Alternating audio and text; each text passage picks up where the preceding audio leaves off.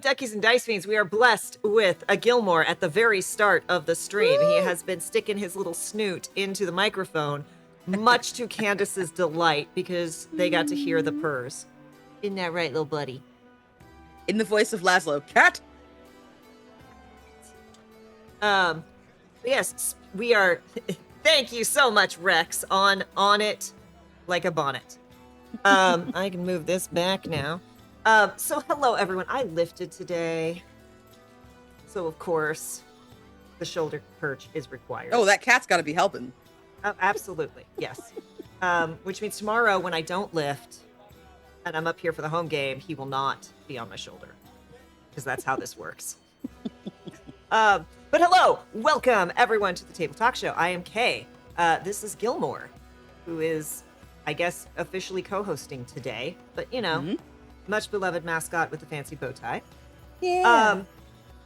This is the Table Talk Show, where every Tuesday we talk all things tabletop, from indies to intersectionality.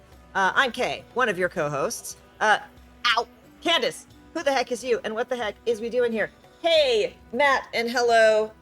Oh, goodness. Hello, William. What up, Will? What up, Matt? Hi, Rex. Hello, everybody. My name is Candace. You might have seen me around as the Candace Marie or Candace the Magnificent. My pronouns are they, she, with a tiny little sprinkle of he on there, like Salt Bay from 400 years ago. I have to get my head out of my behind and update your thing.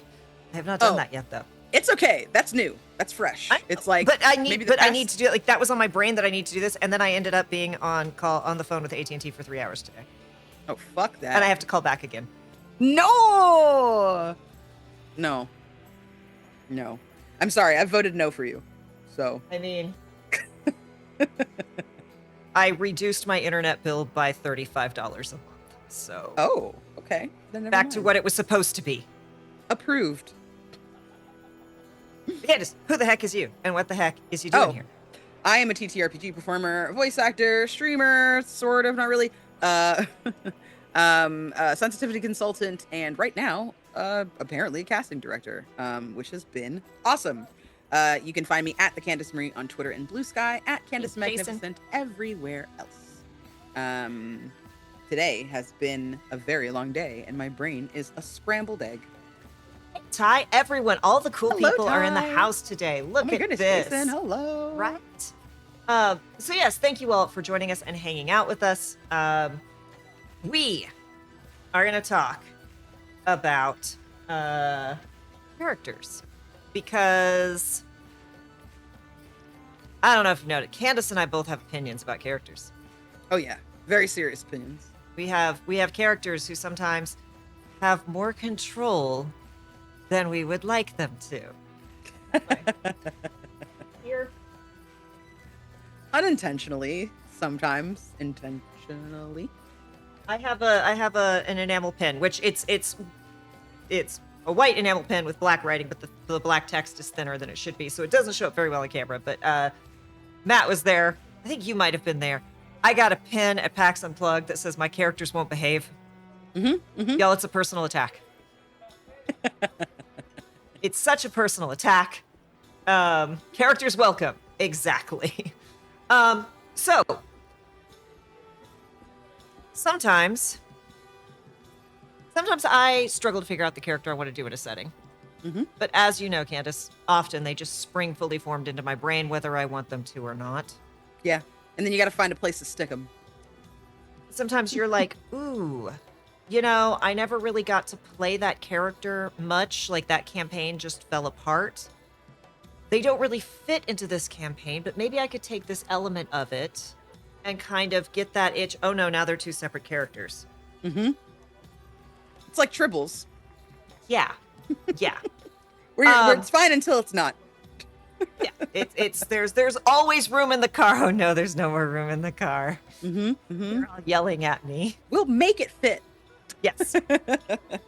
So we are going to do a deep dive on characters, from character creation, tools you can use to help figure out, what does my character want? What's their history? What's their backstory? making those Nami connections with other players, both out of Mhm. game and sometimes in game, because Candace and I have never accidentally gone like, oops, oops, I think this is happening. I seem to have fallen into this with you. Only once or twice. And then getting into character, because that's also a challenge that some folks have. Some of us just can't get out of character.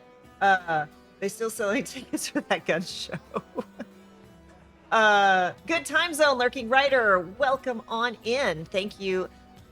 Lurking Writer has been showing up to almost everything I'm in lately, which isn't much. So thank you, Lurking Writer. Thank you for the support. Ridiculously late where he is. So hey DC, good gravy. Hello everyone. Welcome. Hello.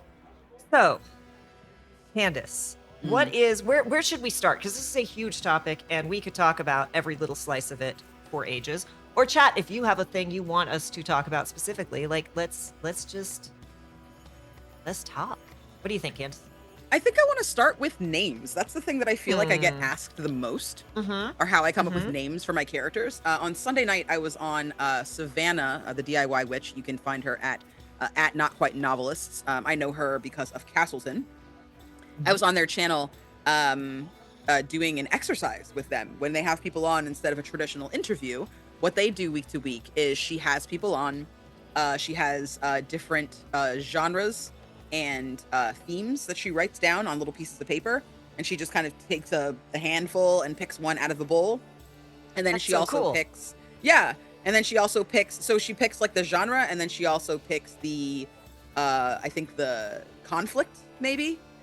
So our genre was mafia, and our conflict or our factions were angels and demons. And so we started kind of coming up with, basically you're doing world building, right? So do we want to build the characters first or the world? And then, we decided to build characters first. So we started kind of coming up with things, and I named my character probably within the first 15 minutes of the conversation. And she was like, oh my gosh, most of the time people don't name, like that's a last step is naming the character. And she's like, is that how it is for you? Or do you get your name pretty quickly? So for me, the way that I like to name my characters, I really enjoy having implied meaning into the characters that I create. So when I make a character, I almost never just kind of throw together a name unless I'm being silly, which, that happens too.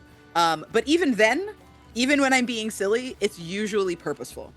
So what I like to do is I like to think about the setting that I'm in, and I like to think about the game that I'm in. And then I like to decide like what kind of traits that I'm going to have. So like in this case, right, I had chosen to be on the angels side, right? I was an angel. And I knew that I was going to be like the right-hand man to God. So I was like, okay, like well, so I was like, if I'm going to be an angel and there's a bunch of angels and like the rock star angels, which she is not one of, all have their individual names, I imagine all of the angels probably have biblical names as well that ladder up to that same ideal. So I was like, well, a seraphim is an angel, so maybe her name is Seraphina, right? And then I was like, okay, and then a name and a last name, and I was like, oh man, like what kind of like little churchy secrety things exist in this world, right? Like I am a Reformed Catholic, lapsed Catholic, now whatever spiritual is, I don't know, agnostic, whatever. Rex says right hand of God, so a self-insert. Correct. Oh, Rex. So I was like, I think the song that I used to love the most when I used to go to church is Hosanna in the Highest, right? I love that song. I don't know why. It even slaps now that I'm not religious. So I don't she's know. a hoe. And she's in the highest. So for me, I was like, maybe her name is Seraphina Hosanna. Like that sounds like a fucking badass right hand of God name, right? Yeah. That's it. And it was done. Like it was out and it was in, right? And I think if you can drill down into what a character's main purpose is or who they are, right? That's usually where I like to start. In Unlikely Heroes, I play a giant femme statue that has come to life. Hey, Laria. That femme statue is a bard, and she lives in a graveyard, right? That's where she was animated. Unfortunately, she couldn't move. She was just kind of sentient for years and was just a statue standing there with a brain. And like the goddess would like flow through her, and like once in a while she'd be able to move a little bit and then go back to her position until she was finally freed, right? The magic let up and she was able to take that magic on the road with her. So I was like, well, if she's a giant marbly kind of stone lady, I feel like I need something that's A, going to signify what she's made of, right? Like her being. And then B, I need to kind of nod to where she's from. Because the funniness, like the joke in here, the unlikeliness of the hero, so to speak, is that for all intents and purposes, she should be super scary and awful. She's like a 7 foot tall, like giant, like demon-esque kind of creature. She is basically like one of the statues you'd find in like an old school cemetery, right? In a graveyard, in a mausoleum or something.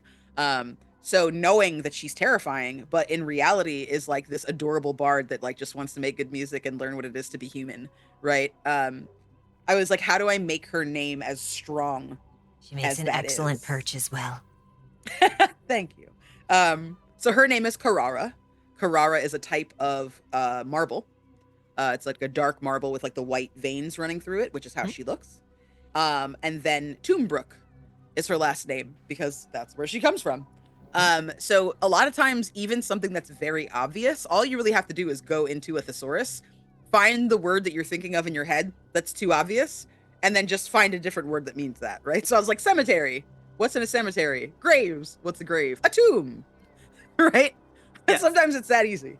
But that's where I would definitely start, is by taking stock of who your character is, what they are meant to do in this game, maybe the arc that you want to create, right? That's really powerful as well. If you know that your character is going to start in a way that they don't necessarily finish, you can hint at that through their name. Yeah, I realized I have a habit of having characters who have multiple names, like as in they have a name they're going by, but that's not the name that they were given, and they have various feelings about them. But Oda was actually, I also tend to come up with names very, very quickly. But Oda fought me on a name for a very long time. I was actually supposed to play Oda in Starfinder with Pan. And they were going to be the biotech class, or was it biotech? The class where they're turning themselves into a monster and it was like an eldritch horror thing. And then I was like, ooh, hey, Starless Solid, welcome on in. It was like, ooh, this, when we started talking about unlikely heroes, I'm like, ooh, if I can have some eldritch horror up in here, like an eldritch horror warlock would skin so nicely into this. But like, Pan was like, what's the name? And I'm like, I don't actually know that they like want to have a name. And Pan's like, just level with me. Is this because you just don't want to make up a name? I'm like, no, I really, honestly, usually I'm first with names. It was very funny how this character was like, no, I don't want it.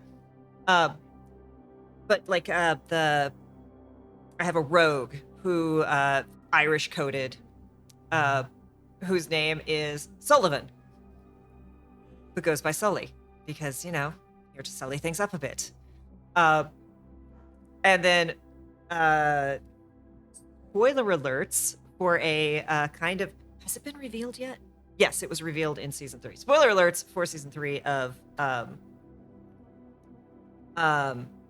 Emergency Bar Podcast. Wow, I just blue screened there for a second. Soul is my Sparky Solarian, and Soul was like the name, the class, and the look all snapped into place all at once. I knew I wanted to play this very like high-strung character who, look, when I play an Edge Monarch, when I play a high-strung character, I like to give them obvious like poke at points, because if they're high-strung, you have to let people have that. So I knew that I wanted to play with the tiefling quote tradition of like you choose a name when you reach a certain age, and then I also wanted to play with like a thing that's always bothered me, which is we give a full name and then people shorten it, and that can be kind of weaponized against you. And it's like, why do we do that? It would make more sense if we gave our nicknames and if we update our nicknames and if we gave our nicknames and kept the full names to ourselves. So that's what Soul did. Soul was like, I'm Soul. Everyone who there were at the start of the game 3 characters in all the universe who knew Soul's full name, which they picked. Oh, Gilmore, which they picked at the height of their emo phase, right? Because don't let teenagers pick their names, y'all. Everyone will be Raven or Opal, right? That's all there's gonna be. Their name is Souljourner. And they are, as an adult, so embarrassed about that name. And it is so much fun to like reveal that and just let the other characters be like, oh, it's like, well, yes, that's why you shouldn't let a 16-year-old make these decisions. It was very clever at the time. It was really cool, okay? My chosen name is Dawson for reasons, okay? I don't want to get into why, nor do I feel like being judged. Lurking Writer Don't ask me about my taste in television shows. Right.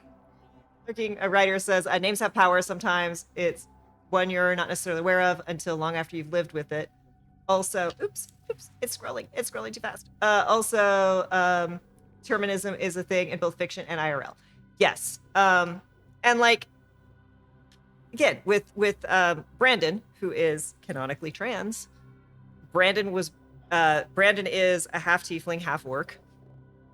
And because presents as mostly orc, Dad named him a very traditional orcish name that no one could pronounce. That was also heavily femme-coded. And so when came of age and could pick his own name, because tiefling, was like, I want a name so simple even a human can't mess it up.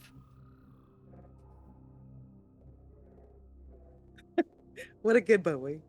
Which it also breaks my heart that no one has like just always found a way to mispronounce Brandon, because that would just be the funniest thing. As a trans person who picked my name at 18, no comment.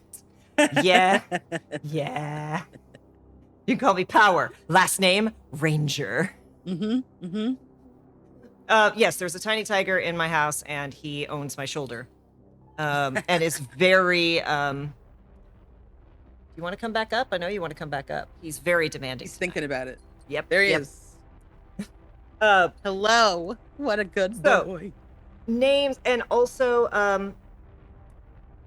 sometimes they're that direct. Sometimes I will spend a lot of time going over names and being like Kinley is like the golden one, right? And even though Kinley isn't blonde, the idea is like golden. Me up with this ass cover. I'm so look, sorry. I'm not trying. My man has no modesty, but I try. Like, it's thoughtful for both parties, right? Yes, you're like, exactly. I want to protect you guys, but also he's a gentleman. Yes, he's really not. He's really not. He's a hoe. He is an unapologetic hoe. Beautiful. Cat after my own heart. Good job, Gil.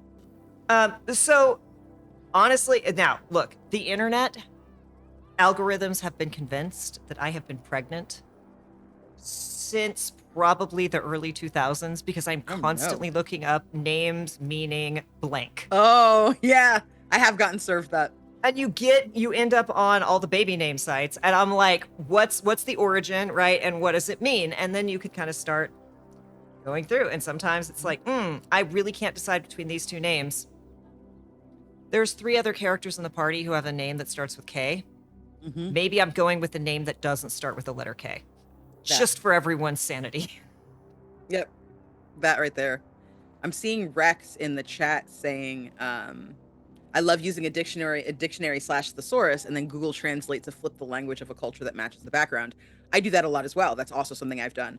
I also try to, if you are a marginalized person, right?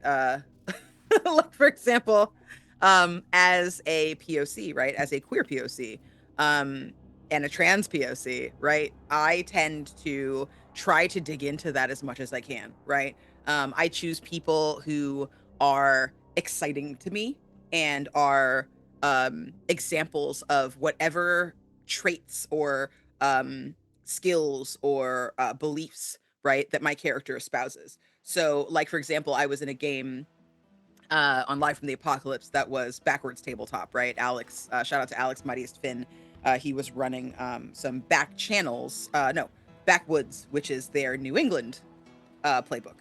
So as I was at that table, I decided my name because I was somebody who that whole setting is one that's all about like Americana, basically, and the rewriting of history after an apocalyptic event. So we are now at a place where, you know, technology, like all the buildings and stuff are still there, like Planet of the Apes, where you still have like high rises and stuff and skyscrapers, but no one really lives in them.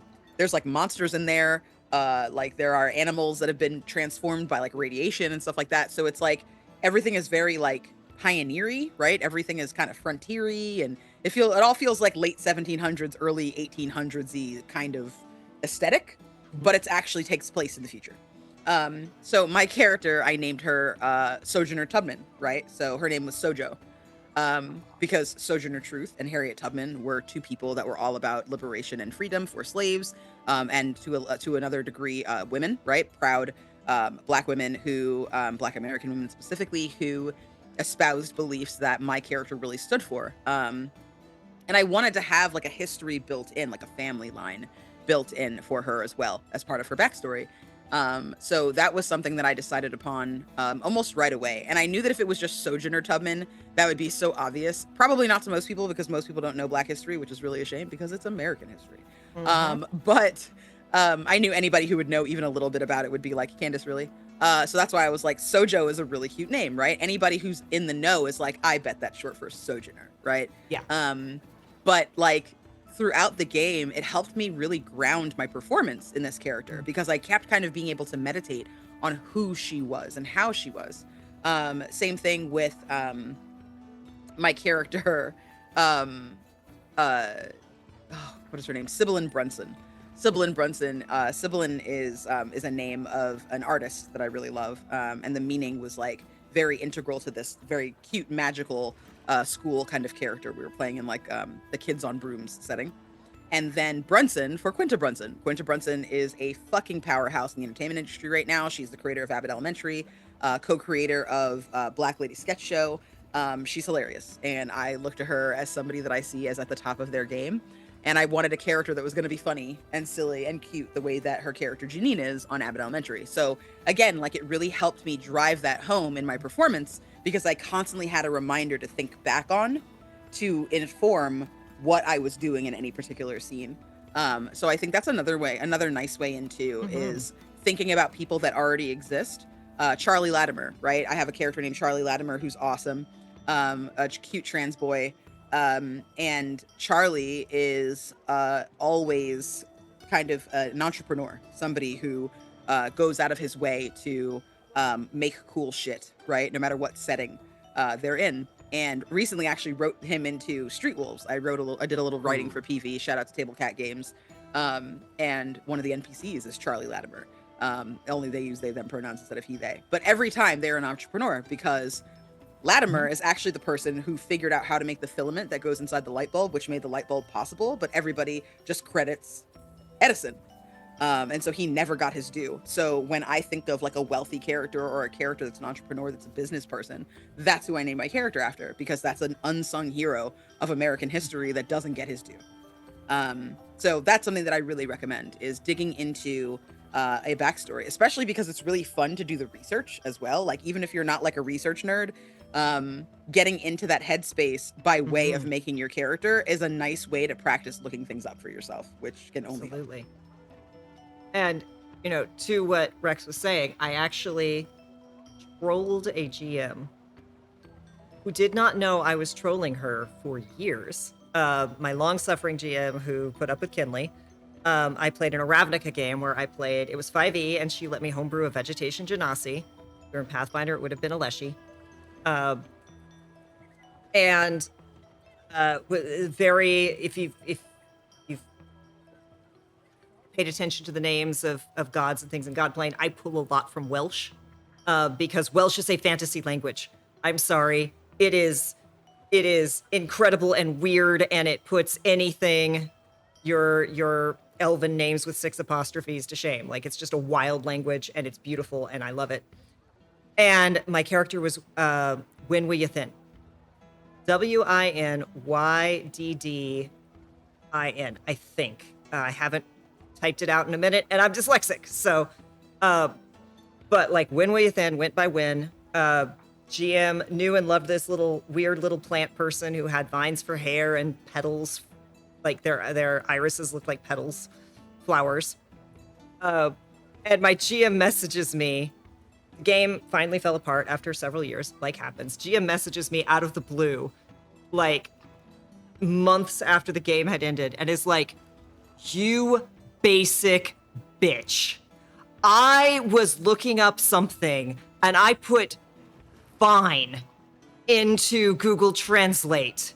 And do you know what the Welsh word for fine is?" I'm like, "Yeah, when were you thin?" Huh? Uh-huh. No one can get mad at you as a GM for being tricksy. That's like 50% of your job. I don't want to hear any complaints about anybody. If you're a player doing that to your DM, shake your ground. That was a player doing it to my GM. Do it. Fucking do it. Yeah. Still, right? I've been that years person. Years later, the GM will be like,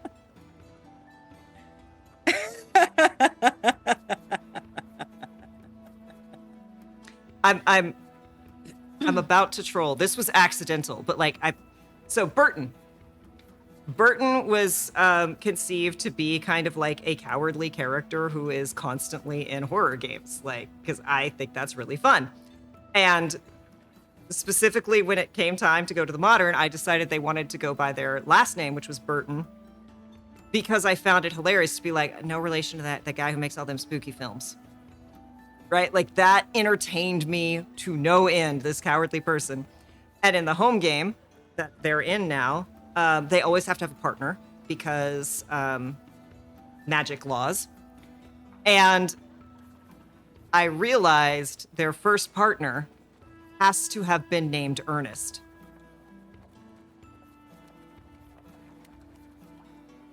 Because then we get Bert and Ernie. And my GM is going to be furious. Okay. Can I tell you a long game that I just finished playing on my players in Lost in Reverie? I played a long game over the course of like 3 or 4 sessions.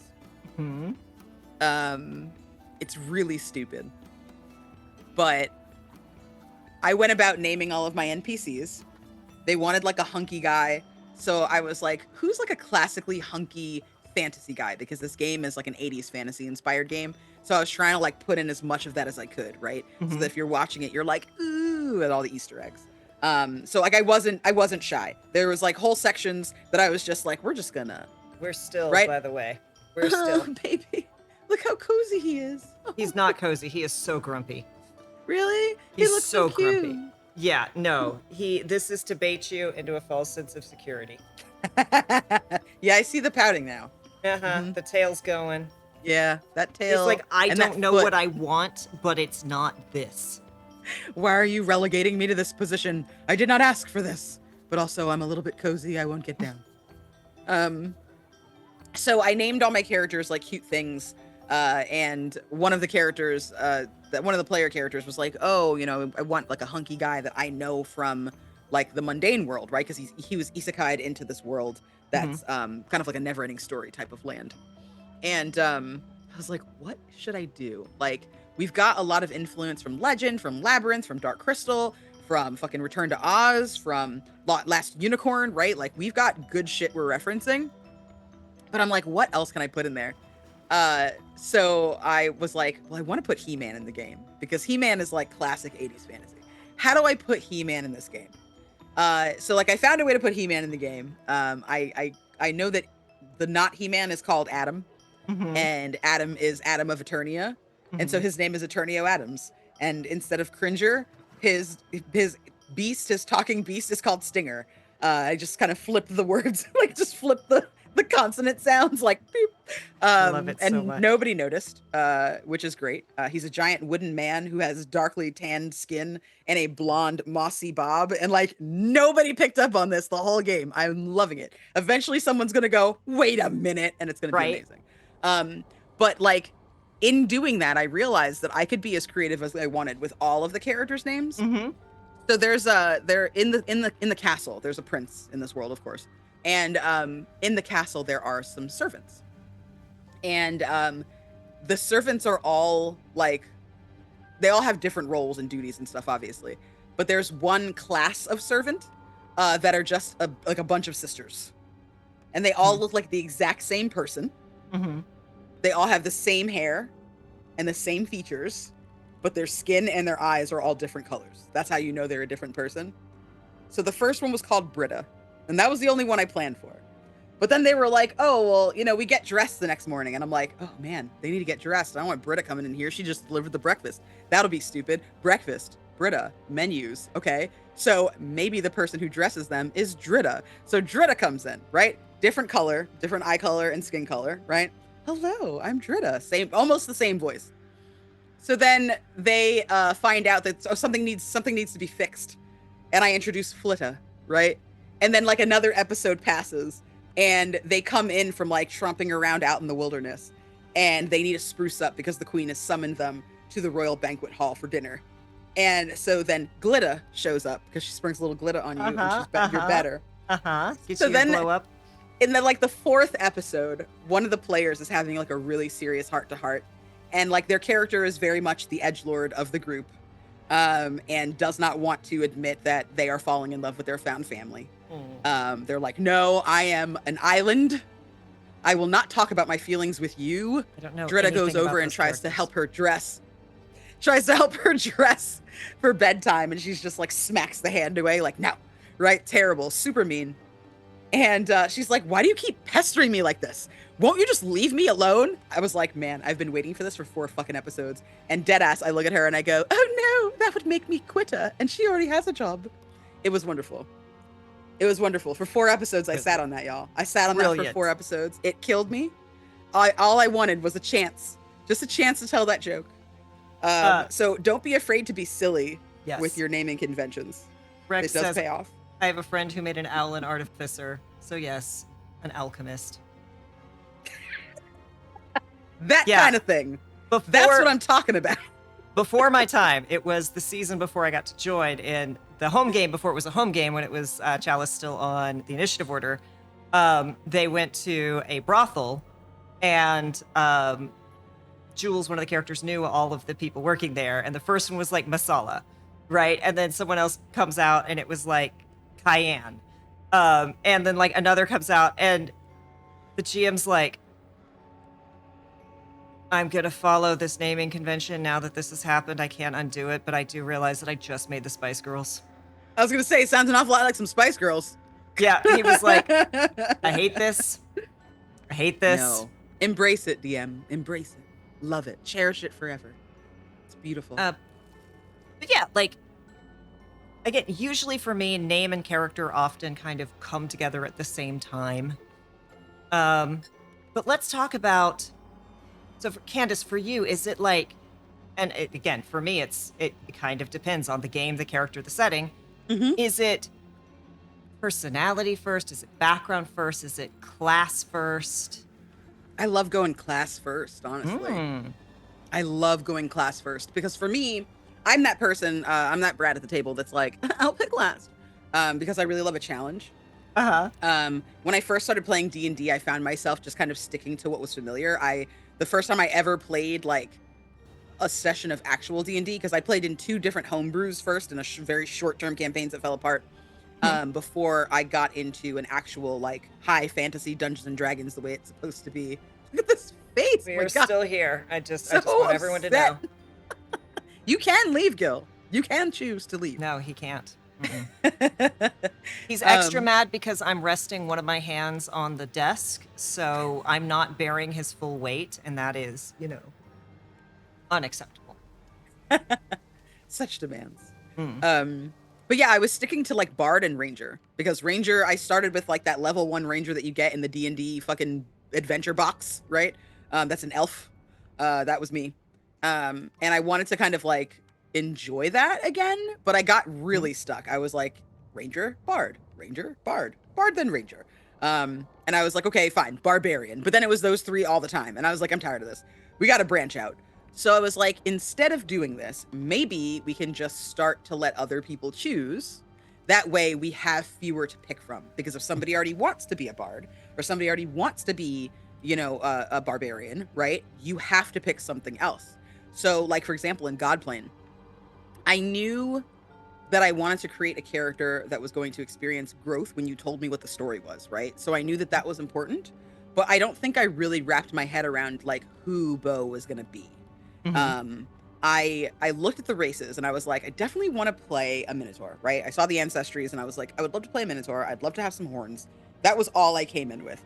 Even her name, knowing that she was going to this place that was confusing and she wasn't really sure of her history.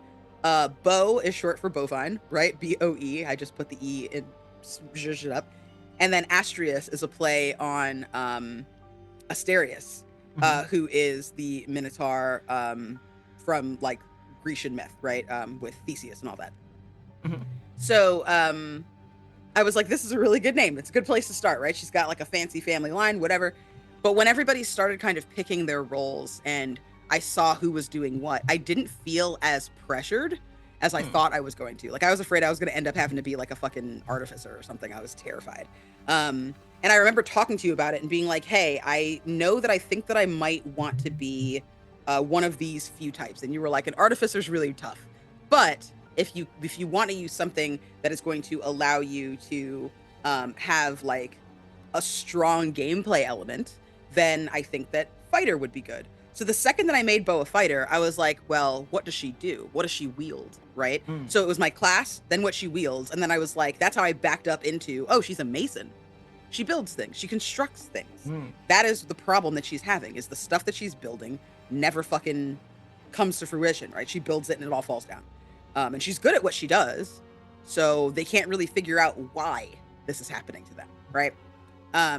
So for that, like, I very much went from the class into like, yeah, I had the race too, or whatever, the ancestry as well, but that one was really kind of more incidental. I wasn't really married to that. If you had told me, yeah, you could be an artificer, I might have been like, okay, well, you know, Warforged would be cool. I could fix myself, right? I might have gone in a completely different direction there. But the class really is what like drove me forward into what I was going to do.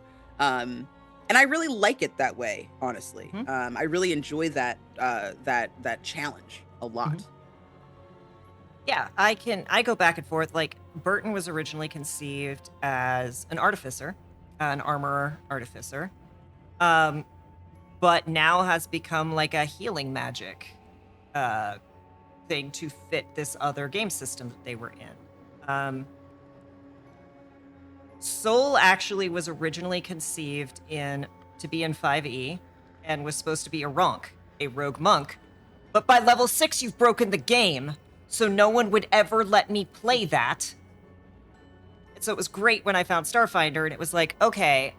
But it started with the character. Like, I knew the personality that I wanted to play, and then I went, okay, how do I get someone with this personality in this game? And it was like, with this weird moral code, right? Gilmore pushed enough buttons that Windows just yelled at me.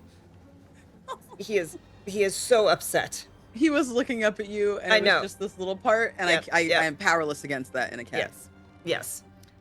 He stuck one long foot out. I could finally do that. That's been driving me crazy. He stuck one foot out onto my keyboard until Windows yelled at me. I'm gonna mash until you do what I want. Yes, basically.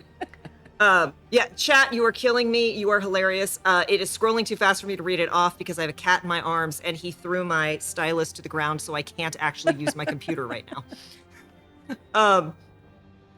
But I was like, okay, like, this personality, I want it to be like nomadic. I want it to be mistrusting. I want them to be like hiding things about themselves, but also like be a good person at their core, but doing their best to hide the fact that they're a good person. also, a good at fighting, sneaky. How do we get to? Oh no, they're a ronk, right? Like they are. Okay. With Uenya, which so Uenya was my Little Pony tiefling, pure white tiefling with a unicorn horn, because you could do that in Pathfinder, and was pure white except for these bright green eyes. So Uenya is Irish for green. And I knew I kind of wanted to play a swashbuckler, but it was also a circus game. So it's like, how do I combine these things? And so they became a ribbon acrobat. And that played so nicely into the whole swashbuckling kit. So yeah, I will approach things in various ways. Roxy was a paladin of the Flying Spaghetti Monster before I figured out her backstory. Vimond I had created in my head and was like, I know I want him to be a rogue, but I also want them to be a rogue who does this kind of thing that doesn't exist. And then I never got to play them. And then a couple years later, their exact homebrew class bullshit that I came up with came out as the not the soul knife, but the other, the death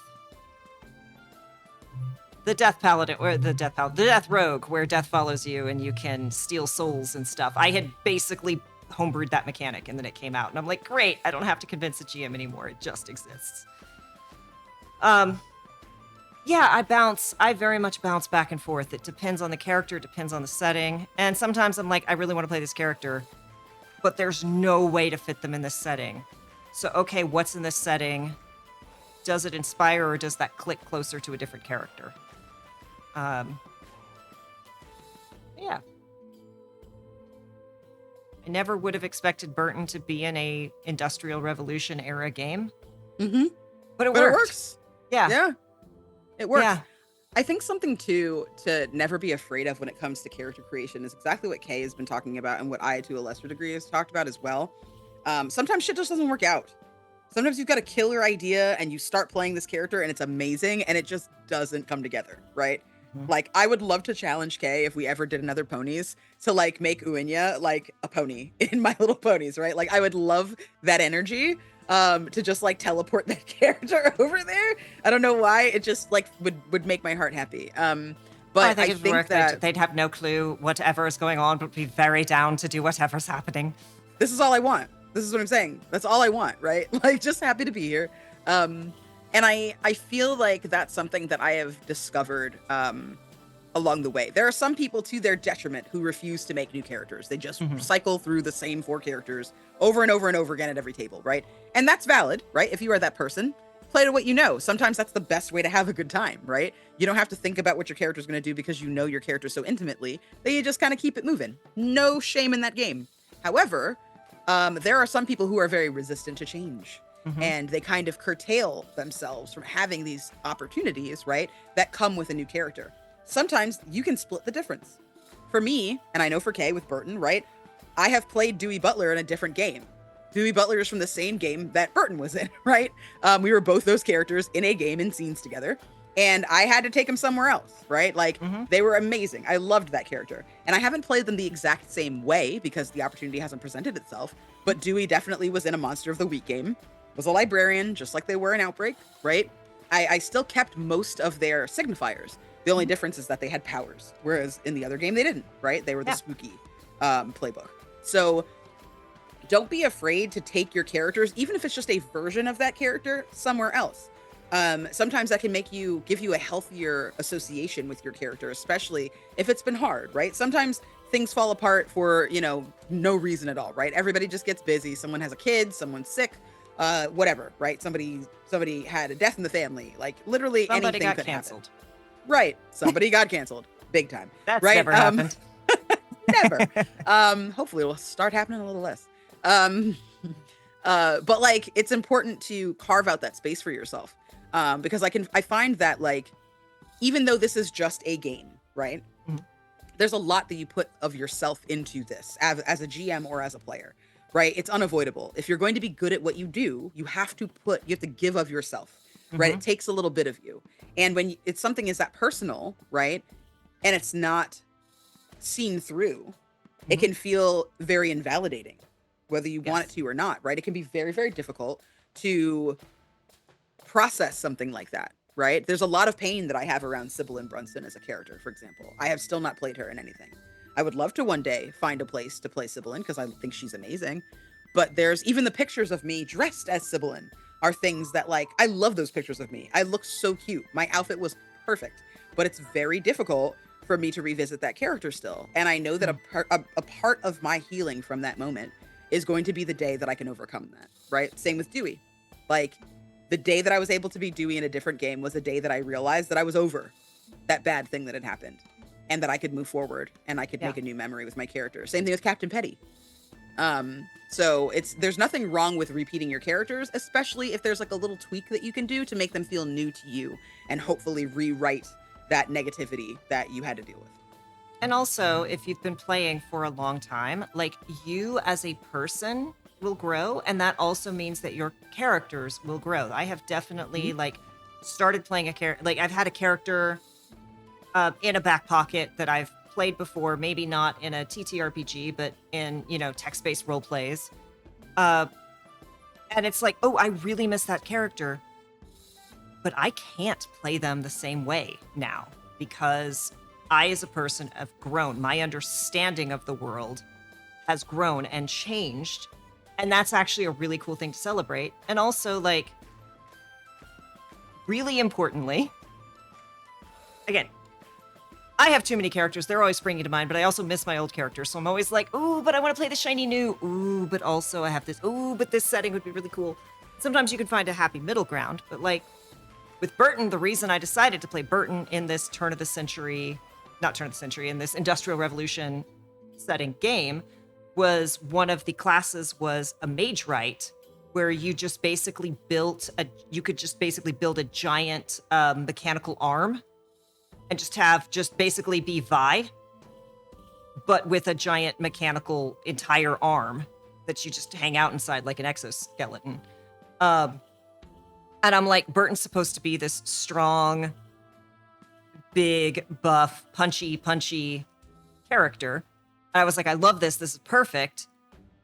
Well, then the way that stat creation went, I couldn't have them be big and buff and the level of intelligence that I wanted to have. Also, it turned out one of the other players who was established, their character was established, was also a big, buff, punchy guy. So I was like, ooh, that doesn't work. But I could be the healer. And it was really cool, like, because Burton could heal before, but it was really cool to kind of see this other side and how this character changed because of the system and the team makeup. Also, I saw the thing about I had a character so clumsy, he tripped and fell through time, and that was incredible. So yes, look at the setting, look and see, like, how can you get inspired? And I've definitely, like, Sully was actually a seed of a different character that I got pulled for. And then after I played Sully in a thing, y'all, that will never see the light of day. It fell apart. I'm really sad because I really wanted to play this character. But as soon as I started telling people what I was playing, they're like, oh, another tiefling, huh? Yeah, okay. What number is that? And I was like, calm down. No one asked for this input. Right. Like, stop it. You're not wrong, but you don't have to say it like that at all. And because of that, like, critique, I kind of sat back and I went, actually, Sully would be a really cool dark ASMR. Like, it would be, for this, it would actually kind of be cooler to have them as an ASMR rather than a tiefling. Ooh, okay. When I actually get to play Sully, that's what we're doing next. I love being able to kind of, like, marinate on those ideas. Yeah. I do have a couple of names that I have just written down of characters that I one day want to play as, because I feel like the name is really cool. And I know it'll come to me, like, when the time is right. But I also want to advocate for all you shit posters out there. There is nothing wrong with a shit post of a character. Some of the most fun times I have had in a TTRPG is making a character that is wholly based on vibes. I don't know cannot what recommend. you're talking about. Like, I cannot. Am I wrong? Right? It frees you. It heals you. Right? There's something about a vibes character that is simply everything, and you can go from low vibes to like obvious ones. Right? You can go from secretive to on Front Street. Like, for example, I have Hecate Hopewell, who is totally based on vibes. She is a coroner and a mortician. She's a Shadarkai. She has a Raven Queen alliance, right? She's a little spooky baby. She has visions. Hecate is the name of an ancient witch. Very obvious, right? But Hopewell, because she's a little sweetheart, she's a little cinnamon roll, right? So I wanted a last name that was going to counterbalance how creepy she is as a person. And the creepy shit that she does for a job. That's like low vibes, right? Then middle vibes. Rex says, have you heard of my bugbear NPC, Stronk McGonk? Oh, see, that's high vibes. Yes. That's top level vibes. We're getting there. Yes. Medium vibes is like, I have a druid that I was playing. I think I've talked about this before in Curvy Cryptids. And she, her power was Thunderclap because she twerks. And so she claps those cheeks, and that's how she casts her spells, right? That's ridiculous. That's silly. It's all about vibes. All of the stuff that she does is all down to the fact that she is the person who specializes in doing the set design for the photo shoots, right? So that's why she's the druid. She like puts the flowers everywhere. She can make it rain. She can summon a Beyonce style wind. Yes, she can right? make Like it rain. she can do it all. You see what I'm saying? And then high vibes. Dominique Toretto is the matriarch playbook of TSL. She's all about family. So if you are a Fast and the Furious fan, you understand that reference. And that is right up there with Rex's baby. That's that high level, let's be obvious and just absolutely ridiculous so that we can have maximum fun, which I mean, having max fun is always what you want. So, yeah. Like Brandon was, I mean, obviously there was a level of depth that came with it as well, but it was also like, no, I want to do the old Tumblr meme of the weed dealer who just gets caught up with the party, right? Like, it's so Brandon makes good berries, and if you eat one, you got about an hour to get somewhere safe. And there is no joy like looking your GM in the eye and saying, hey, what's up? My name is Brandon, but you can call me Brandon. The tables I have destroyed with that line. And there's like nothing wrong with like trying to inject that humor in naturally. Like, D&D should be ridiculous. The one thing that I can say about the D&D movie that I feel like they didn't cover was dumbass names, right? I feel like there's like nobody in that movie. Jonathan. Yep, that's the closest we get is that one, is Jonathan. And that was clearly GM Panic. And look. Yes. It's epic. Like, it is, yes. It is the thing we remember. Yes, I feel like one of them should have been named like Slappy Williams or something really stupid, because you always have that one player that's like, I don't care what his name is, I just want to beat stuff up. You always have one. Yeah, I love the humor. I feel like you're really good at that, at injecting that passive humor into all of your naming conventions, because fucking Mo the Mint Dragon continues to destroy me 2.5 years later. That was such a deep layered thing. Like, it just kept getting worse. Oh my goodness. I cried at that reveal. I cried actual tears. My makeup was running down my face by the end of it. Like, I cried. It got me so fucking good. Oh, breaking Lamar with that. Like, Lamar being like, no, fuck this dragon. Take it back. I'm out. But yeah, like, oh my goodness, Gilmore. Oh my goodness, Gilmore. Oh my goodness. Look at that little cat mouth. Oh my goodness, and the little cat eyes and the nose. Oh, and the little whiskers. Oh, Gil. And the ears and the whiskers and the nose. You're killing me, Gil. So we've weaved in and out of this because, like, as we said, a lot of this is a lot of this is so intertwined, but like getting that seed of a character, getting the background story, figuring out who is this character, why are they with the party, other than they're the weed dealer who just got accidentally caught up. What are their motivations? How do you approach that? which again, I know we've touched on a little bit because it's all interwoven, at least for us. Ditzy Pally is my new meme now. Hey, DC. What have you got, Candace? Or do you want me to talk? I'm trying to decide which channel to go down here. So, did you specifically ask me to talk about something, or can I just tell you my next thought?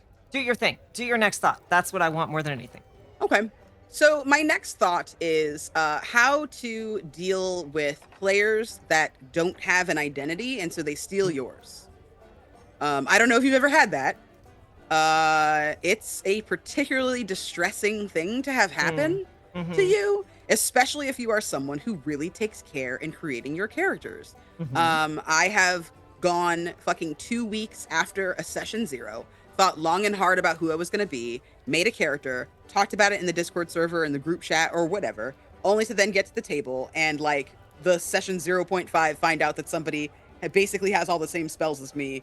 It has one different thing, right? Oh, I'm a wizard and not a sorcerer, but has like a bunch of the same spells they know I already fucking took, and has a backstory that is like this close to my backstory.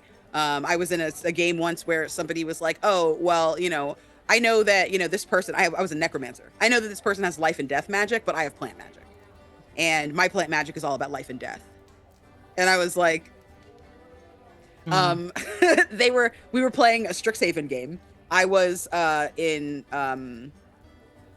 what is it called? How can I forget? Not Lorehold. The one that's black and white. I don't.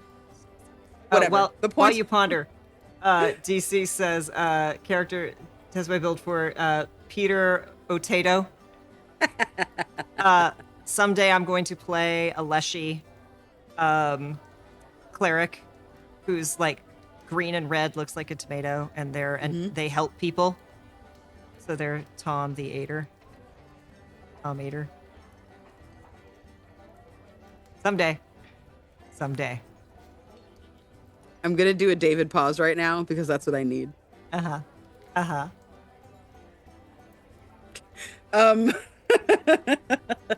Yes. The answer is yes. You weren't asking a question, but the answer is yes.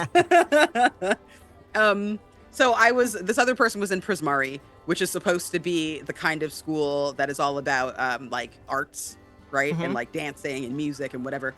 And I was in the college that was Witherbloom. I was in Witherbloom College, which is all about withering and blooming, right? Literally life and death magic, necromancy. And no, it is in the name, Witherbloom. It is in the name. And this person was like, well, I'm like Isabella from Encanto. And so I do performance art with flowers. So flowers are my domain, and I do everything with flowers. Meanwhile, I'm over here talking about and so I do this with flowers, and I have these tinctures, and I'm an apothecarist, and I do this. And that person was like, yeah, I do all that too. And I'm like, okay. When that happens, try to realize that imitation is the most sincere form of flattery. That person is copying off of your paper because they did not have a better idea. And your idea was so damn good that they were like, and they stole from you. That sucks. It really, really sucks, especially if you've gotten close to that character. If you have taken the time to fill out, like in your mind, who this person is. You've got a playlist. Yeah, man. I had a playlist. I was upset. There was no coming back from it, really. But what I ended up doing was I went to the DM and I was like, listen, I can't have this. I don't really want to be. I see Matt in our chat saying, if you go into it planned, like, yeah, we're twins, things are similar, but we're focusing on differences. That could be neat. Absolutely. This was not a player I felt comfortable doing that with, right? I was just not in that headspace with this person. This was not the first time they had stolen from me. I tried being a friend before, and they fucked me in the game and not in the fun way, and I was done. So I went to the GM and I was like, hi, do you see what's happening? And he was like, yes, I do. And I said, okay, how can we make this different? It is okay to ask for character help. Yeah. I am saying this as a GM. It's rough when a player comes to you and is like, oh, I'm just going to figure out who I am in the game, and then never does the work, and then you have to tell them who they are. That sucks. Yeah. But if you go to your DM and you're like, hey, this is bad, and this feels bad, and I need a way to differentiate, they can either A, go to that player on your behalf and make some gentle suggestions as to how they can help make things more different. Maybe the player doesn't even realize sometimes. Or they can work with you on giving you special boons so that the things that you want to do are still possible. So, for example, in my case, I was like, I still want to be able to wither things and make things bloom. Like, if she wants to make things bloom, that's fine. But I don't think that she should have the power to be able to kill her plants, because she is a person that is supposed to be using it for art. And therefore, the purpose of the art is that it lasts a certain amount of time. So the DM was like, cool, that's a great line, right? And went to her and was like, hey, here's the parameters of what you can and cannot do in character, right? This is what you need to know. Don't try to come into the domain of this other person because we don't want the overlap. It's really, really hard to have that overlap. It can make you feel really powerless as a performer. I've been there before for sure, where like everything that I tried to do, somebody else was already doing or had already decided that they were going to do. And I felt so pointless in game. And it really took me out of it. There was like no way for me to even plan, because like if I rolled poorly in my initiative order, I was extra fucked because that person is just going to do everything that I'm thinking about doing right now. Right. Yeah. Because they have all the same stuff as me. So don't be afraid to give up on your characters, right? You don't have to give up on them forever. You don't have to say, well, I'm never going to play this person, right? It can feel that way. Yeah. But just know that anyone who is going to behave that way at the table doesn't deserve your best idea anyway. So hold that shit to yourself. You're going to play it better than they ever could because it is your idea. And try to recoup what you can do with your character. Don't be afraid to ask for help. And I had a situation where I had a character who was very established, it's Burton, right? They're talky, smart, weird, right? Talky, smart, weird. That's their thing. We had 2 new characters join the campaign, one of whom was Healy Talky and one of whom was Smart Weird. And they hit it almost the exact same time. And it was one of those things where I kind of saw it and went, because I knew, liked, and trusted these people, right? I definitely saw where they were getting inspiration from some of the things I've done, but they hadn't overstepped to a point. And I was just like, hey, right? Like, what can we do? How can we and like got really excited. Like one of the Smart Weird was also a Southern accent, like from the same cowboy-ish region that Burton was from. So I'm like, okay, you don't lean as heavily into the cowboy aesthetic. Here's what you would know about how Burton is hamming this up, and like was able to kind of work with them. So it wasn't just like I had a moment of I could make a big deal out of this, and I don't think I need to. Like, it was not done maliciously. But it also gave me the space for these people with brand new characters who weren't as established to kind of give them hooks and give them ins and give them ways to differentiate their talky or their healing or their weirdness from my character. And they were actually very grateful to kind of have that springboard. And like, again, this was not anyone doing it maliciously. It just kind of happened. And we made it work, and it was great. I love that, because sometimes it can make you, like, to Chat's point, it can make you much closer to that person and to the table, right? It can be something that can be a joke that everybody is in on, rather than it being something that, like, you feel targeted by. But, like, not every table is going to be that good, unfortunately. But if you are lucky enough to have a table like that, like, I feel like that's such a gift, because you can take it in a direction that you didn't necessarily expect. And sometimes that's the most exciting thing. Is to be able to pivot and make something completely outside of your comfort zone. I feel like that's what happened between us in our TSL game with Connie, right? Is that like we had like a loose plan of like what we were going to be to each other and how it was going to go. But I feel like the execution was that much greater because we didn't go in with a plan and we kind of just like let things happen. Yeah. Whereas we went in with a plan for our fucking one shot of New Avorden, and that was also great. For different reasons. Oh, Puff. I love Puff. Yeah, so to go into what you were saying earlier too, we said that we wanted to mention there's a dog barking very loud on my end. I fucking hate my downstairs neighbor's dog so much. I'm in my booth sometimes, and it's like such a sharp yip that it carries Oh. through the wall, and you can hear it in my fucking Oh. audio, and it makes me fucking nuts. Yes. I'm like, yo, if you cost me jobs, I'm gonna come down there and I'm going to let you out to go to a new family that will keep you quiet and happy. Um, but yeah, we were talking earlier about there was something that we wanted to talk about where it came to characters. Oh, bonds. Yes. That's a really nice segue into bonds. Yes. We've talked about this briefly before, like in a couple of different ways. Some people are real like sour on bonds. They feel like they're not important. They're just like, I'm gonna figure it out in the night. And like for sure, you can do that, right? Mhm. Like that's what we did for Ghost of Greymog, right? We didn't necessarily know each other coming in, and the bonding was part of the story.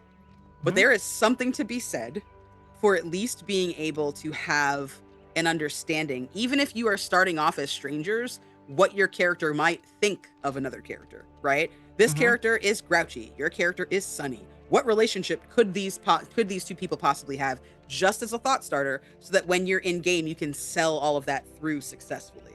I feel like Yes. that is very underrated behavior when you do the whole "we start in a tavern, all of you are strangers" vibe.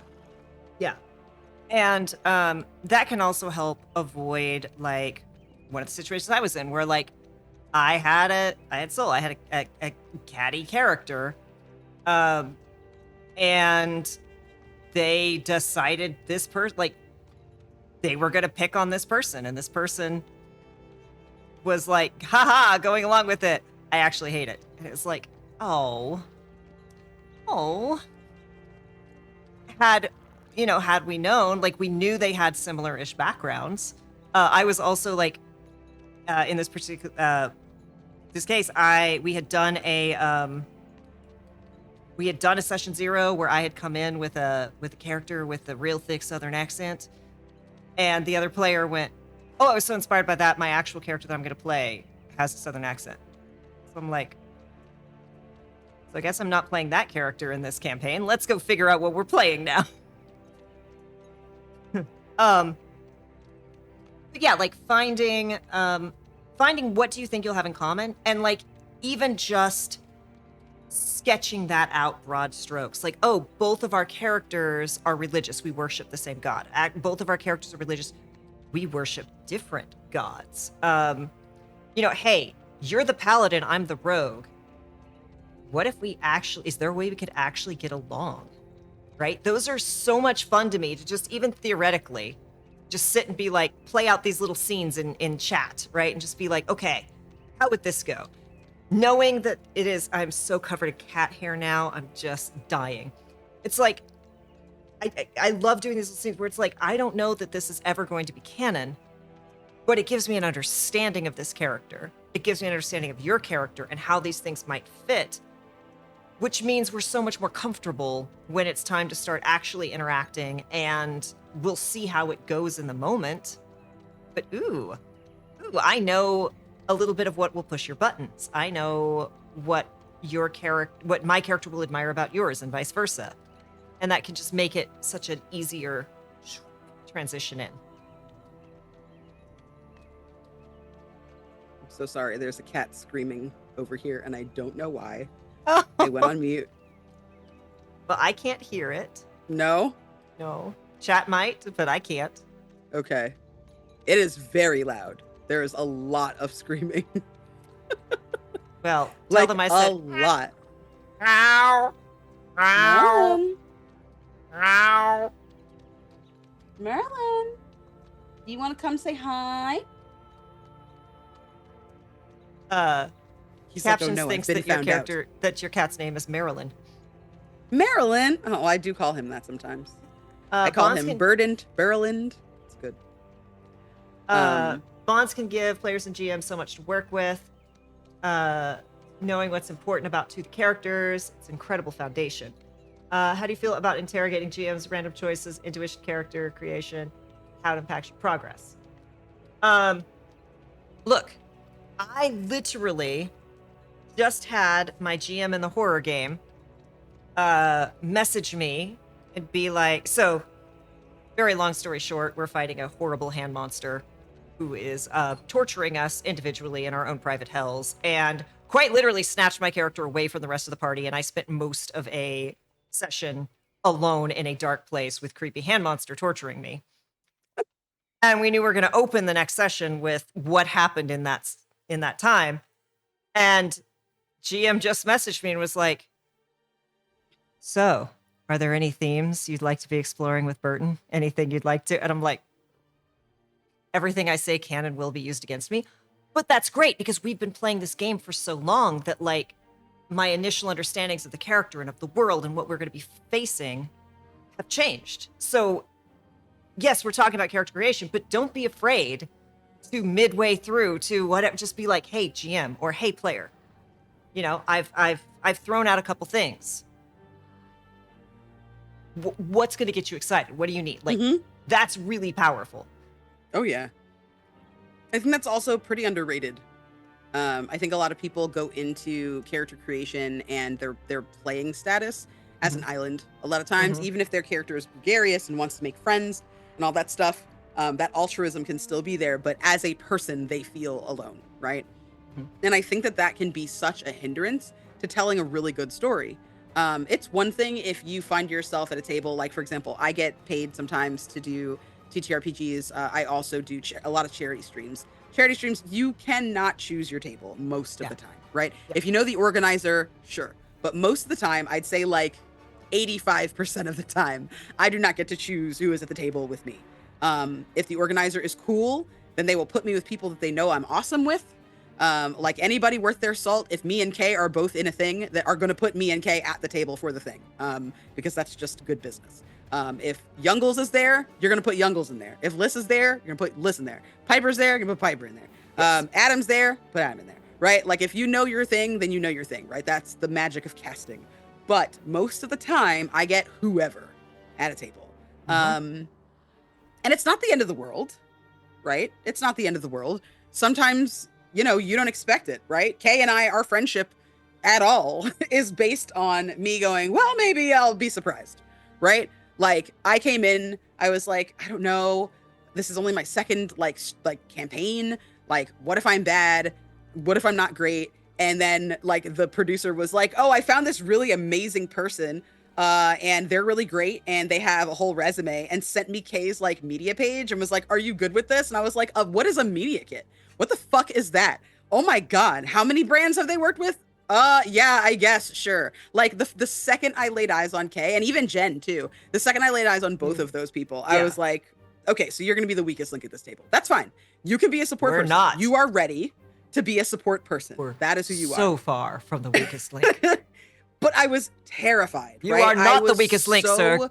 No goodbyes. Oh my God. Yo, I was so scared. Like, I was so scared. I was like, there's no way that these people are going to like me. I'm not a professional. Like, they're going to think I'm a fucking chump.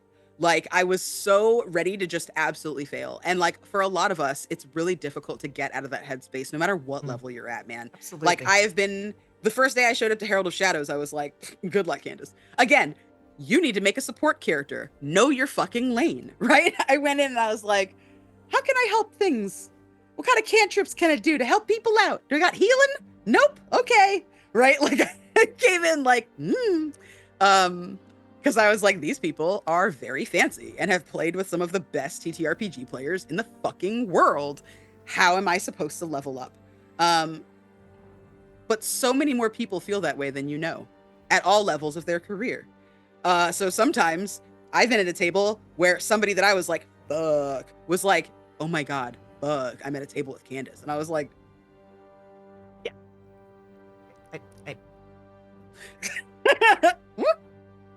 No. Send it back. So try to realize that like everything is so objective in these situations. And there is nothing wrong with being open to yes and above table as well as at the table. And don't be afraid to just be in the chat and go, hey, anyone want to be from the same town? Anyone want to have done this? Anyone want, you know, hey, my character is going to have, lost a sibling. Anyone want to have something we could bond over like that, right? Like, throw out these ideas and don't be afraid, because most people are also going, it would kind of be fun. Like, what did I threw out at UCAT? I'm like, I want to play messy exes. I want to play exes who are in a party to get, like, I love that. And Candace was like, oh yeah, I'm down. Yes. At one point we were talking about, someone was talking about doing a Spelljammers game based off of Star Trek. And I'm like, I have an idea for playing like a Bashir style character. And Herb is like, I have an idea for a Garak style character. And unfortunately it never happened, but it would have been, I was like, like, it would have been. So don't be afraid to throw that out, because you never know, what someone, just throw out. I would love to play a character with a sibling. I would love to play a character who has an ex, who is married. I'd love to be married to someone. Like, what have you got, right? I want to be frenemies. I want us to be fighting over who owns the cat. And those bonds can create so much fun. And it's so easy then to build characters and build backstory, because you've got this central thing. And it's like, okay, this is important to them. Why is this so important to them? Why is this so central? And yeah, it's great. I love that. The world today, the dichotomy of so many really skilled people feeling so much self-doubt, and then people who are the complete opposite of that. Yeah, like, I'm not going to say all mediocre white men, but we all know a mediocre white man. And sometimes they're not men, and sometimes they're not white, but they're mediocre and they have no idea. Yeah. The mediocreness is a lot. And I think that when you do get that imposter syndrome, take that as the blessing that it is. I won't say that it's self-awareness. Well, see, I can't say it's self-awareness. That's true. Because it's not really self-awareness, right? If you are, I don't know, Matt Mercer, and you have imposter syndrome, that's absolutely fair. However, it's not being self-aware, right? Being self-aware is going, true. I'm the king of this fucking castle. Can I maybe be usurped someday? Yes, right? But also, you got to know where you're at. Like, if I'm at a table, I did a game a few weeks ago for Black History Month, where I was arguably the person who has like the highest profile or whatever in the community. It's still weird for me, having been in this now for 3 years, pretty much. It is still weird for me, genuinely, to show up places and be the fancy guest for a thing. Like, that's weird as fuck. And I can't take it for granted, because it's wonderful and it's meaningful. And it means that I have grown and I have worked hard and I've gotten to a place that's great, right? It means all these beautiful things. But at the same time, thank you. But at the same time, there's still an element of fuck, right? Every time you go to a table. Absolutely. So when I go to tables like that, there's also an exercise of, I need to take this one step at a time, because I am experienced and these other people are less experienced, and I don't want to be a table hog, right? I have been at a table, Kay and I have been at a table where some fancy people were there. A fancy person was there. Everybody else was more or less around the same level. I guess one other person was fancy. He was a cosplayer, so he was pretty fancy. He has lots of followers. But like, the biggest person at the table made sure everybody knew they were the biggest person at the table. And it permeated every single moment of this entire game, to the point where some people couldn't even like offer anything, right? Even a joke that was cracked or an offer made was turned down immediately, right? Just not team play. And I don't want to like shame a person, because this person did work to get where they are, and they, put time and money behind what they're doing and whatever, right? They deserve all the props in the world for that. But they were not aware of the fact that their stardom already made them the centerpiece, Mm-hmm. and that they didn't have to work that hard to be the centerpiece. They were the centerpiece already, right? So being self-aware, whether it's, I'm at that table, I can't talk to those people about like when they're like, ooh, you're on Three Black Halflings. I can't be like, oh my gosh, yeah, I was like, it was such a fucking trip. Like I didn't think that I belonged there. That's a weird conversation to have with someone who looks at you and thinks you have it all figured out, right? You can't, they're not going to understand that, right? If DC is talking to somebody who's a first-time producer, for example, and DC is like, every time I fucking go live, it stresses me the fuck out. That person's going to be like, how? You are amazing. You do everything right all the time. Know your audience, right? Don't don't talk to that person. There about are your times issue. to say that if someone's coming to you with a crisis of identity. But yeah, like, hi, it's You nice can to meet you. commiserate. I feel so scared. Right? Yeah, you gotta suck it in, right? And that's the same when you go to a table, right? When you're at a table, especially if you know the system better, right? If you're at a D&D table and 2 out of the 4 players have never played before, that's not your time to actually every 5 minutes, right? They don't fucking know. So Yeah. instead, use your power for good, right? You have all Out. of this knowledge. If they're like floundering as to what to do next turn, you might say, "Hey, do you have Misty Step?" "I do." "Okay, you can attack and then just do Misty Step on your bonus action, "Oh my god, really?" "Yeah." Right? You can easily just, or even in the conversation, like Matt, Improv and RPG, right? Fantastic role player. Very, very generous and giving role player at the table.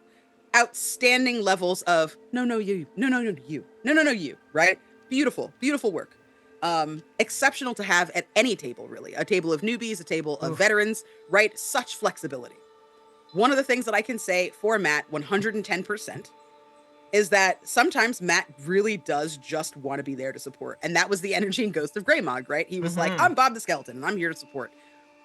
All of us were like, hey, Bob, doop, and pass the ball. Yes. Right? Yes. Like, Please, hot potato. Bob, do the thing. Bob, do something cool. Bob's like, I don't know. I don't really think I'm that big of a deal. And Carrara was like, actually, that's why you're the biggest deal. Let me pitch you something, right? Like being able to uplift players, especially when they least expect it because your character might be standoffish, right? Yeah. I'm in a Girl by Moonlight podcast right now. My character is such an asshole, but there is a respect that they have for the people in their team. They don't necessarily like everybody. They don't necessarily want to get close or can get close to everyone, but they respect people. And that's something that you can use as a plot device to kind of ease that tension if you ever feel it in a game. Yeah. And playing that standoffish character who's so hard and then being like, hey, are you okay? Because that's one of the fun things I've been doing with Bella is she's hard as steel and then is like, all right, so you're not the only one who feels this way. Tell me about it. And is such a scumbag that there's no chance for judgment there because before we leave, because we are nearing the end of our time, and I want to make sure we talk about getting into character before a session.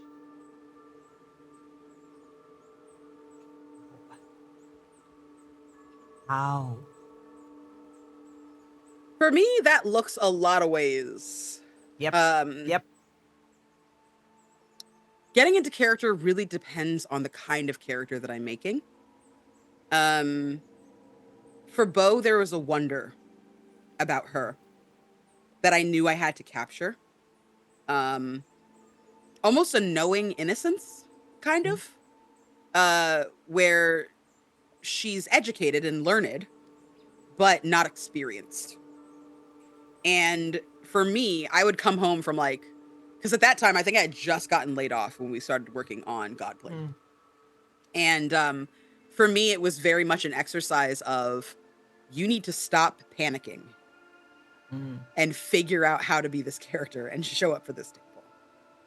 So what I used to do to get my nerves under control was to kind of center myself in the anxiety and find the anxiety in my character. Bo is not a calm person, right? Bo is a nervous wreck. Like, that is who she is as a person. Because her buildings always fail, she's afraid that she's going to kill people. And I'm not going to spoil it, but there's a very good reason why she is afraid she's going to kill people. So I think when I get into that character, it looks very different than when I'm trying to be a Ready Flameheart. A Ready Flameheart is an Azamar who is this beautiful celestial baby. She is a witch who is very much the classic witch archetype, rides a broom, etc., Mm-hmm. and is very Glinda, the good witch. So to get in the headspace for her, I would watch like very cute and light cartoons. I would listen to like Pinkie Pie, right? And I would like watch, clips of Glinda on YouTube. I would go down the rabbit hole of my reference and kind of dig into that. But like nothing gets you quite into character, I think, better than either a phrase that your character has come up with. For example, Kay's "I'm Brandon," right? That saying that a couple of times, that puts you right there, right? You don't really need Mm-hmm. much other than that. But a playlist, that just scooches you right over the Yeah. finish line, in my opinion. Yeah. For me, a lot of my characters have playlists. Like Roxy, no playlist. I don't know why. That character doesn't have it. But Soul has a playlist. Burton's playlist, we're playing tomorrow. I was listening to it this morning and I'm like, oh boy, what's going to happen when we pop back in with Hand Monster? I do often cosplay. Yeah, some even when I don't, like, so when I played Soul has a depending on the season, silver or gold disc with a black crescent moon underneath on their forehead. And I have this ridiculous, the most stereotypical white girl thing ever, right? But it was just that, like, okay, I put this on and I'm playing this character. The panpipes back there are for Kinley. I have these. I am Kinley. Burton has the pocket watch, which is how they. And so just sometimes having these little things can kind of help you like drop into that character. If you're doing the accent, what is that key phrase that's going to pull you in, right? So Burton, like, it's just hey there, darling, right? And it's I drop in. I'm like, there's the voice. I know it.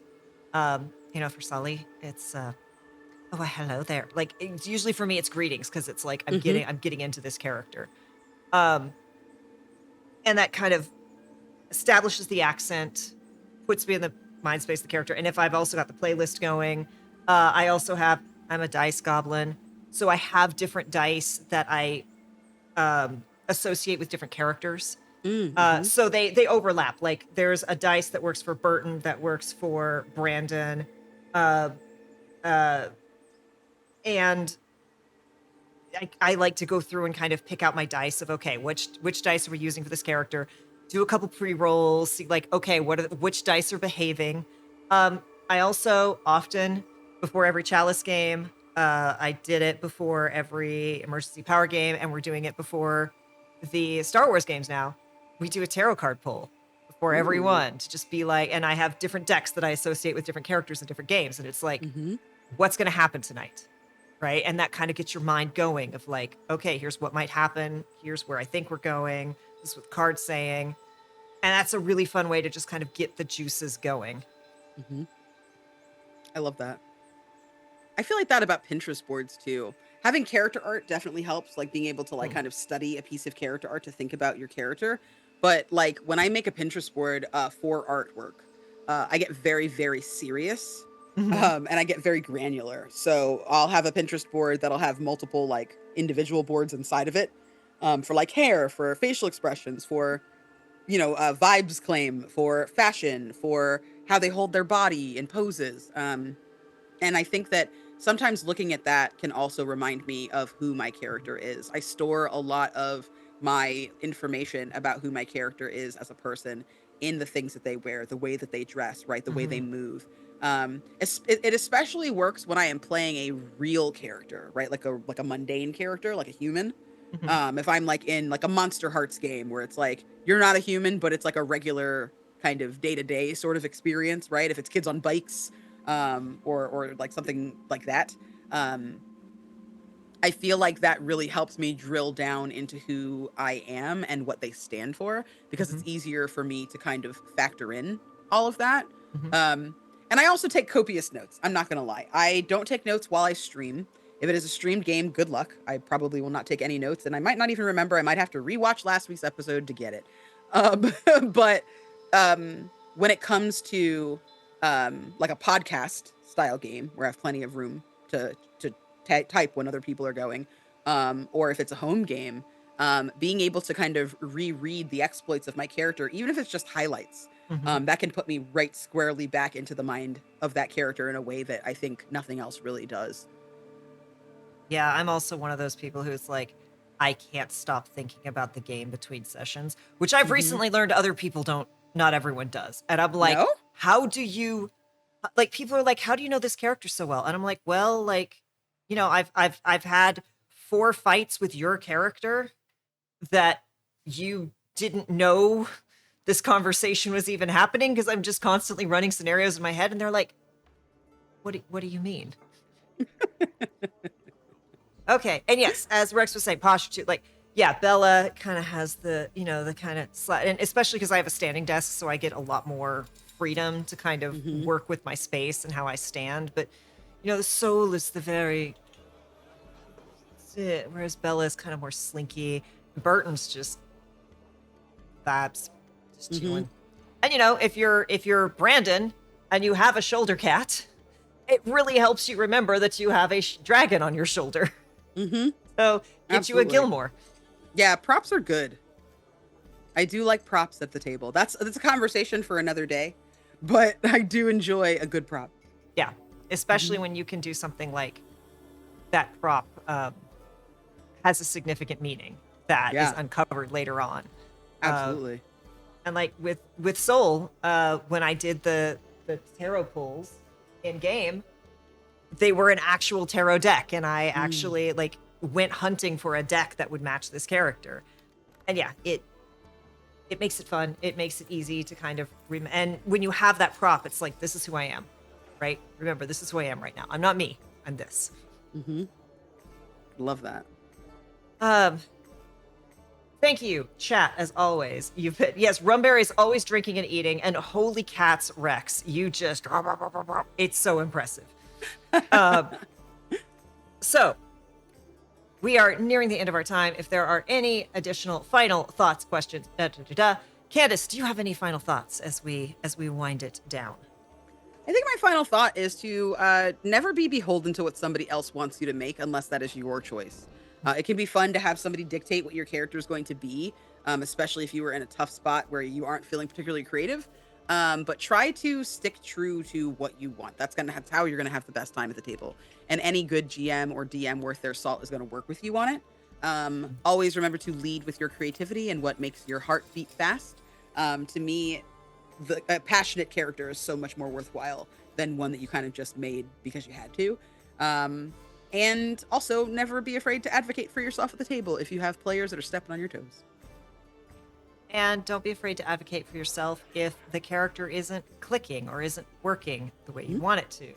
More than once, I've gone to a GM and been like, okay, so it's not vibing, or this thing that I thought, it's not working out that way. How can I make sure I'm having fun? We're telling the story. I'm helping everyone. Mm-hmm. Again, don't be afraid to reach out to others at the table. Like, yes, go with your own creativity, but it's a collaborative story. So don't be afraid to collaborate and to ask for ideas and to ask. And I guess the final thing I will give, which is my favorite thing to do,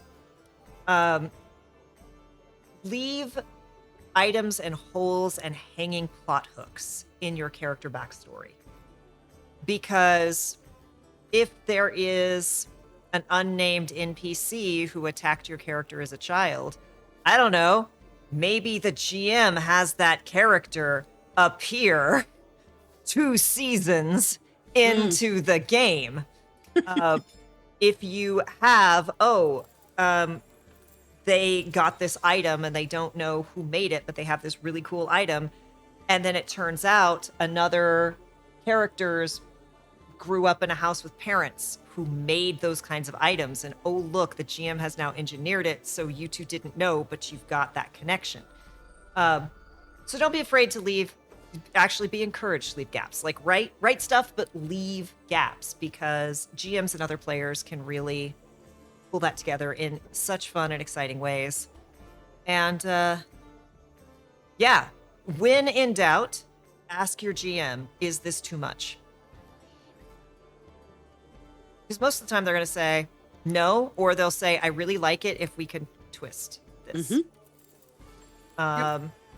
Negotiating is some of the best things that you can do in a game. Absolutely. Especially if you're like, that's when we switched the system, we went from a medium high magic system to a very low magic system. And I was like, I want to have these 3 spells. And the GM's like, well, one of those doesn't vibe with the others. And normally it should just be those 2. And I'm like, well, I want this one because trauma. And he's like, oh, I can work with that. Okay. Yeah.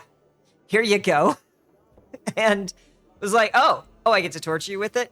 No problem. I'll bend the rules. We'll make this work. Let's go. So don't be afraid to say why you want a thing.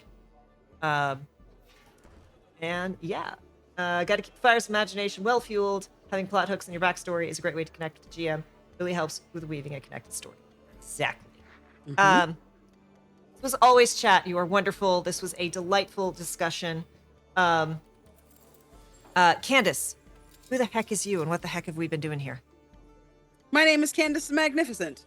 I have been your temporary co-host for the evening. You can find me at the Candace Marie on Twitter and Blue Sky, at Candace Magnificent everywhere else. I am a TTRPG performer and voice actor. You can hear me in the video game Banshee, which is available on clbgames.itch.io. It is a walking sim that is amazing. It is fully voice acted by both native Irish speakers as well as people of Irish ancestry, as well as just awesome slamming POCs and fucking awesome queers. So definitely check it out. It is pay what you want, and all the proceeds will go toward different charities that really need help right now, including trans-focused ones, as well as the war in Gaza, as well to support Palestinians and their families. You can also hear me in the upcoming Monaco 2, which actually has a demo out right now. It is a sequel to the 2014 hit Monaco, What Is Yours Is Mine. I play Una, the Brute, if you want to hear me do both an Irish and a Scottish accent. I am also in a bunch of stuff. Please check my socials. What I will leave you with, though, is City of the Black Rose, Herald of Shadows. Definitely keep your eyes peeled for that. If you haven't started listening to it, it is awesome. If you love horror, that's great. That show is deeply scary. Bloom and Blight, if you like Girl by Moonlight / magical girl stories, and Wayward Autumnal, if you like something that's creepy but is like more of like a pastoral kind of folk horror situation. That was actually nominated for some awards at Cusco Fest recently, as well as A Haunting Beloved, which is Numinous Productions. Shout out to Dungeon Minister Esther, who is the storyteller for that. It is a Bluebeard's Bride game that's all about the experience of a disabled bride. It's an all-disabled cast, including myself. Check out, since we got some people in the chat, check out Mimics and Misfits. There is a new show out called All In for Estia that I'm also in. Episode 1 just dropped last night. Episode 2 will be out next week. It is hilarious if you like a sci-fi space adventure that is silly as heck. If you are interested in a new system, trying something that feels a little OSR-y, but like without the grim darkness, and without the depression, and is just like an all-around just kind of gentle and fun game that isn't really based on any kind of like existing lore. It's really its own thing. Check out Nuavarden, which is by our own Dungeon Mr. Ty. As always, Candace, thank you for taking the time to be here. We so appreciate you, and I get to hang out with my best friends. So this is just a treat for me. Yeah. Hello, Gilmore. I am Kay. I have been your co-host. Gilmore may make an appearance. He's debating if he wants to sit up on the perch or not. He might say goodbye. Maybe not. Maybe. Yes. Okay. This is Gilmore. He, him. Terror. Shoulder cat extraordinaire. You can find me here every Tuesday doing this, where we talk all things TTRPGs, except for the first couple weeks of May. I'm going to be gone, and we'll see if David is up to doing this solo, or if we're going to give ourselves a break. This is my busy week, y'all. Tomorrow, which it's not streamed, it's a home game now, but last time was 7-hour sessions, so tomorrow's my home game. So I get to play Burton. Y'all don't get to see it. Thursday, over on Meadowlark Productions, you can find me doing Bella, the smuggler extraordinaire, over in Sterling Garden, which is a Star Wars 5e game. And then Friday, It's time for Brandon, the Weird Wilds War over at Entropy Emporium. Apparently, we're gonna go talk to one of Fern's professors, and that's gonna be fine because everyone there is not terrifying. It's great. It's great. I haven't felt the sun in days now. As always, chat, you're incredible. Thank you for hanging out. Be kind to yourself, be excellent to others, and we will see you next time.